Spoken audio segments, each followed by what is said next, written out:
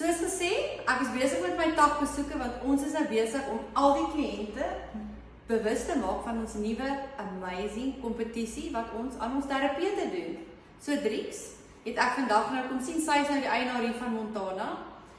En ja, ek is so trots om te sê dat Driex het absoluut, waar sy is vandag is net 'n wonderwerk. Baie mense sal haar onthou van my ontvangs af en hier sit sy vandag as 'n eienaar van Montana. In elk geval, en as gevolg van dit het ek besef hoeveel passie is daar in New Skin Innovation en hoeveel mense dinge doen regtig uit hulle hart uit en dis hoekom ons so groot sukses is. Daarom het ons besluit om te belê in ons terapeute.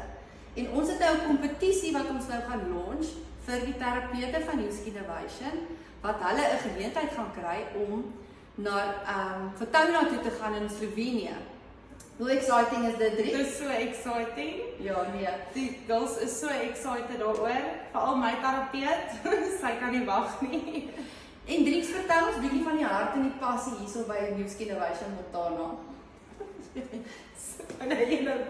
Ja, gaan ons, So ons geniet dit vreeslik om mense se lewens te verander.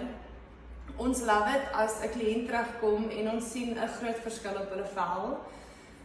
Michaela, ons nuwe terapeut, sy het soveel passie en liefde vir kliënte en sy geniet elke oomblik van haar werk en ek dink sy's nou op 'n plek waar die Here is betrokke by ons en ons is net so over excited om almal te kan help en wow, wat 'n mooi storie, Driex. Ek is so baie trots en jy weet hulle sê altyd die baas se attitude is die begin en dan die res sal volg. So Driex, jou absolute passie en hart vir New Skin Innovation vloei deur na jou staf toe. En ek hoop regtig ek hou duim vas vir jou terapeute. En dan wil ons nou net die kliënte vra asseblief, julle gaan moet kom help hierso. Julle gaan vir Michaela moet rate. Julle gaan moet inkom, julle gaan moet reviews skryf op Google en vir haar help om